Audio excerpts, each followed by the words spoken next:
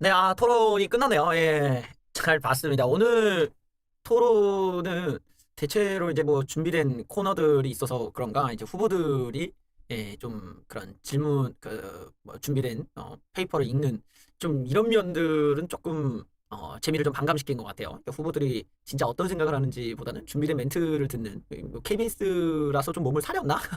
뭔가 이렇게 좀 창의적인 그런 어떤 토론의 코너들을 다른 방송을 준비했을 때 KBS는 굉장히 좀 정석적인 걸 원한 것 같아. 그러니까 후보들의 준비된 좀 그런 쪽에서 좀 보고자 했던 것 같고, 이제 나머지는 이제 순발력을 좀 보고자 했던 건데, 오늘은 보면은 어, 일단은 안철수 같은 경우가 정말 이제 약간 좀 컨텐츠 부족이 심하구나.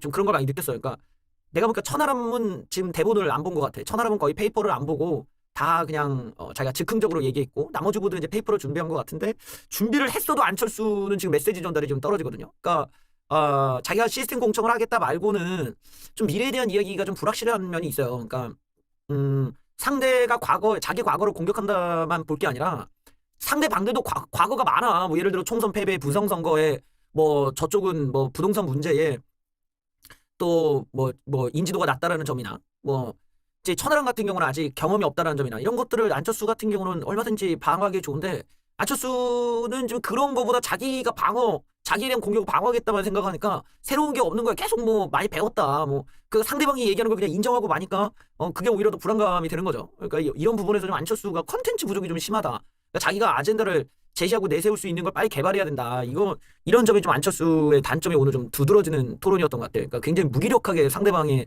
어떤 공격이나 이런 것들이 그냥 유효타가 만들어지는, 좀 이런 면에서 안철수는 빨리 좀 보완이 필요하다. 뭐가 됐든 간에, 뭐 예를 들어 어, 뭐 어떤 정책의 하나를 갖다가 안철수형 정책을 뭐 얘기를 한다든지, 아니면 이번 총선의 의미를 어디에 방점을 두고 나는 이런 쪽에서 앞으로 이렇게 내가 갖고 있는 사회적인 인맥들이 많은데 그 사람들과 한번 뭐 이런 전문적인 이야기도 들어보고 하겠다든지, 뭔가 다른 후보들은 갖추지 못한 것들을 보여줘야 되는데 좀 그러지 못하고 있다는 점이 좀 내가 볼 때 안타까웠어요. 그다음에 김기현 후보 같은 경우는 자기 이제 부동산 문제, 그러니까 정당 내부에 대한 이야기는 지금 김기현이 가장 경험이 많고, 또 김기현이 많이 알 수밖에 없어. 그러니까 정당 내에 어떤 공천 룰에 대한 거라든지 뭐 운영이라든지 이런 것들은 김기현이 오랫동안 당을 봐왔기 때문에 잘 알고 있는 거를 안철수가 그런 얘기를 한가하게 꺼내고 있었다라는 점을 보면은 일단 상대방에 대한 조사가 상당히 부족하다. 그건 김기현이 완전히 그 홈그라운드잖아. 그러니까 김기현이 그런 부분에서는 답변을 또박또박 잘할 수밖에 없지. 게다가 안철수와 김기현 중에 국민의힘 이 보수 정당의 룰에 대한 걸 물어본다면 사람들이 누구 말을 더 믿겠어? 안철수 말보다 김기현 말을 더 믿지. 어쨌든 경험치가 안철수 말 맞다나 경험은 이쪽 당에서 많은 게 김기현인데, 그러니까 그런 질문을 한다는 건 김기현을 도와주는 셈이거든. 그러니까 그런 면에서는 좀 도왔지만, 이제 김기현 같은 경우는 자기 부동산 문제에 대해서 제대로 된 해명을 오늘도 못 내놨단 말이에요. 그러니까 가격에 대한 질문에 되게 예민하게 반응을 했다는 점은 굉장히 보시는 분들한테도 많은 걸 시사했을 것 같아. 특히 기자들이 볼 때는 가격이 아킬레스건이다라는 거를 오늘 많이 알려준 부분이 있었죠. 이거는 천하람이 김기현에게 묻지 않고 황교안을 활용했다라는 점에 있어서 좀 김기현이 너무 천하람의 그 얍삽한 방식에 좀 너무 흥분하지 않았냐라는 생각이 좀 들었어. 그러니까 천하람한테 부동산 문제를 왜 물었을까? 그거는 천하람은 좀 얕본 거예요. 천하람 네가 뭘 아냐 이건데, 천하람은 알고 있었던 거지. 김기현이 뭘 곤란해 할지를. 그러니까 천하람은 계속 가격을 얘기하라고 하는데 김기현이 그걸 답변을 못하니까 오히려 이제 되로받는 지금 상황이 됐잖아. 그러니까 그런 걸 보면은 김기현이 부동산 문제를 확실히 지금 뭔가 걸려 있다. 가격에 대한 자신감이 없다는 게 오늘 드러났다라는 점이 있었고, 그런 점이 좀 김기현은 최대한 부동산 문제를 자기가 지금 단계에서 해명을 할 거면은 굉장히 전향적인 정보를 드러내든지, 그게 아니면 토론 때는 꺼내지 않는 게 좀 낫겠죠. 오히려 천하람이나 지금 황교안 같은 경우는 이 부동산 쪽에 대해서 정보들을 꽤 많이 알고 있기 때문에 김기현이 자기가 공격을 해서 그걸로 득을 보기에는 좀 어려운 소재다. 김기현에게는 그 실수가 오늘 좀 보였던 것 같아요. 천하람 같은 경우는 첫 번째 토론 때도 그랬는데, 아무래도 이런 방송 토론이 처음이다 보니까 이 밸런스 조절을 잘 못한다는 생각이 들었어요. 그러니까 질문을 할 거면은 그 질문의 의도나 그 질문이 담고 있는 미래지향적인 요소들이 있어야 돼. 그게 아니면 차라리 네거티브라도 확실히 되던가. 근데 오늘 천하람이 준비한 질문은 의도가 좀 애매하다는 거야. 장제원과의 연관성으로 질문 타임을 다 날렸는데, 장제원이 이미지가 안 좋기는 하지. 근데 장제원이라는 사람을 지금 당대표 선거에서 그게 의식하는 분위기는 아니거든. 장제원 따위에 대해서 사람들이 애초에 관심이 없단 말이야. 장제원보다 장제원 아들이 더 유명한 판인데, 그러니까 그런 질문들은 상당히 시간을 낭비하는 거지. 그런 질문들은 천하람, 그러니까 유승민 때랑 비슷한 거예요. 유승민도 천하람의 이미지에 유승민을 왜 얘기하냐는데 장제원을 활용한 거는 네거티브도 아니고 아무것도 아니야. 그게 효과를 보일 수가 없는 질문이었던, 그리고 그 질문이 너무 오래됐다는 거. 예를 들면 똑같은 질문을 계속했단 말이죠. 장제원을 갖다가 어디 무슨 뭐 어디 임명직을 줄 거냐, 뭐 선대 뭐 관리를 줄 거냐, 어디 뭐 총 관리인을 줄 거냐, 똑같은 질문이야. 그런 거는 그냥 퉁쳐서 그 어떤 임명직도 안 줄 겁니까라고 그냥 질문하면 될 거를, 그걸 계속 동어방보 하듯이 계속 질문하고 시간을 끌었다는 건 다르게 말하면 질문에 대한 준비를 안 했나라는 생각도 하게 만들었어요. 어떻게 보면은 본인들 딴에는 장제원의 어떤 안 좋은 이미지를 김기현과 엮어서 사람들에게 어떤 이런 윤핵관이라고 하는 이미지를 좀 더 씌우자라는 생각을 했는지 모르겠는데, 이미 김기현에 대한 윤핵관적인 이미지는 고착될 대로 고착돼 있거든. 그거를 굳이 그런 데다가 시간을 낭비할 필요는 없지. 이 중요한 시간에. 그것도 KBS인데. 이럴 때는 차라리 김기현이 아킬레스건을 건드렸어야 돼. 굳이 부동산이 아니더라도 김기현은 지금 탄핵 얘기라던가 또는 뭐 뭡니까 바이든 날리면 이런 발언 때문에 김기현에 대해서 대통령실이 굉장히 불쾌했다는 뉴스가 있었거든. 그러면 그런 점을 갖다가 물어봤어야 돼. 바이든 뭐 어떻게 생각하시냐? 거기에 대통령실에 어떤 연락이 있었냐 없었냐, 뉴스는 있다고 나왔다.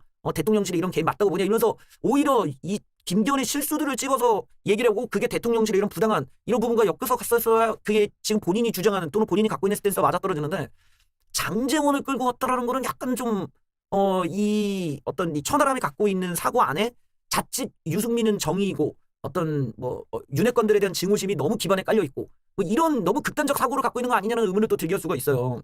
그런 식의 뜬금없는 내용들, 어떻게 보면 상대방한테 별 타격은 없고 본인의 이미지만 안 좋은 것들은 좀 지양해야 하는데, 약간 좀 이 질문에 대해서 어떤 전략의 모호성이랄까, 전략이 뭘 의도하는 건지 알 수 없는, 그리고 효과도 없는 걸 왜 했을까, 좀 낭비였다, 시간이 많이 낭비였다는 생각이 들어서 이런 점들은 좀 드러내면 안 되는 모습이었다 지적할 수 있을 것 같아. 그런데 천하람이 그 두 번째 주도권에서는 본인이 전략이 좀 분명했던 것 같아. 그 두 번째 주도권에서는 황교안을 활용해서 김기현의 부동산 문제를 끌어냈거든요. 여기에는 최대한 네거티브를 하되 천하람이 자기의 입이 아니라 황교안의 입을 통해서 네거티브를 하겠다는 잔머리를 굴린 거예요. 그러니까 이런 방식은 어떻게 보면 비겁할 수는 있지만, 천하람이 이 네거티브에 대한 책임을 피하면서 동시에 황교안이 이 부동산 문제에 있어서는 황교안이 주도하고 있다는 거를 지금 인식을 시키는 거거든. 그러니까 천하람의 어떤 내가 주도하는 네거티브다가 아니라 천하람은 약간 뒤로 빠지고 황교안이 이 부동산 문제는 전담하고 있어요를 지금 오늘 보여준 그거를 오히려 황교안에게 넘기면서 그걸 인식을 시킨 패턴이었다라는 거거든. 그러니까 오늘 주요하게 이 사람이 준비했던 거는 바로 황교안에게 김기현의 부동산 문제 논란에 대한 평가와 어떤 평론을 황교안에게 넘겼다라는 점이 여기가 오늘 천하람이 제일 중요하게 봤던 대목이겠죠. 그러니까 요 대목에서는 사실 김기현이 이 전략에 넘어갔단 말이야. 사실 그거 보고 김기현이 그냥 웃으면서 넘어가서 천하람에게 질문을 패스하고 그냥 뭐 어떤 안철수에게 묻던지 이렇게 뭐 다른 질문으로 넘어갔어야 되는데, 김기현이 그 전략에 넘어갔어요. 화가 나가지고 못 참으니까. 그러면서 막 질문해도 오히려 본인이 되려다가니까 어떻게 보면 천하람의 전략이 두 번째로 먹혔다고 할 수 있는 거지. 분명한 거는 그런 것들이 그렇게 매너 있는 건 아닐 수 있는데, 상대방을 유도하겠다라는 전략에서는 오늘 유효타가 있었다라고 할 수 있고, 그걸 어쨌든 김기현의 어떤 발끈한 모습을 끌어냈다라는 점은 뭐 하나의 전략으로서 볼 수 있을 것 같고, 또 그 토론을 잘 안 쓰는 방법이 있긴 있는데 거기에 대해서 황교안에게 그런 질문을 했다는 것도 중요해. 안철수가 아니라 그거는 황교안을 받을 거라는 확신이 있었다라는 거지. 거기에 대해서 여긴 또 다른 면이 있는 게, 황교안 측이 이거를, 그러니까 이 뻔히 천하람이 그런 의도를 갖고 이 네거티브로 황교안에게 떠넘길 때 황교안 후보가 그걸 다다다다다다다다 이렇게 대답을 했단 말이에요. 그러니까 요 점은 이 황교안 쪽도 그렇고 천하람 쪽도 그렇고 어차피 이들이 3, 4위라서 떨어질 사람들이니까 서로 간에 네거티브를 안 한단 말이야. 서로 간에 지금 서로가 서로를 도와주는 꼴로 나오고 1, 2위 후보를 때려는데, 황교안 후보나 천하람 후보 양쪽 다 안철수 때려가지고 얻을 수 있는 건 이미 뭐 서로 나눠 가졌고, 이제 김기현을 때려서 나눠 가져야 되니까 서로 이해관계가 맞아떨어졌거든요. 그러니까 황교안은 절대 내 점을 피하지 않을 거다, 이걸 갖고 한 거야. 그러니까 이건 미리 전략을 짜고 온 거고, 황교안 대표가 그걸 또 응해주면서 오늘 김기현을 뭐 그냥 탈탈탈 털고 있었는데, 근데 이거는 이제 나름대로 뭐라고 할까, 천하람이 황교안 측과도 어느 정도 이렇게 우리는 우호적 관계다, 우리는 그렇게 막 적대적 관계는 아니다 라는 걸 오늘 좀 보여줬다는 점에서 이제 황교안 지지층한테 좀 어필할 수 있는 대목이 만들어진 거죠. 다르게 보면은 황교안 지지층이 김기현을 지지하지 못하게 만드는 효과를 지금 만든 거예요. 그러니까 이런 것들은 약간의 그 매너 없음? 약간의 매너 없음을 감수하고 사실은 좀 실리적으로는 꽤 많은 걸 좀 얻어가려고 한 거지. 후발 주자들 입장에서는. 그러니까 이 김기현과 황교안 측의 지지를 갈라놓는 데 있어서 오늘은 천하람이 좀 매너 없는 전략을 썼지만 나름대로 실리를 좀 챙겼다고 볼 수 있는 대목은 있을 것 같아. 황교안 후보 같은 경우는 김기현의 부동산 문제를 지금 물고 있는데 이게 황교안의 지금 트레이드 마크가 되어가고 있어. 만약에 지금 남은 기간이 한 2주 남았나요? 한 2주 남은 것 같은데 그 기간 안에 진짜 대박이 터진다고 하면은 이제 황교안의 업적이 이제 되는 거죠.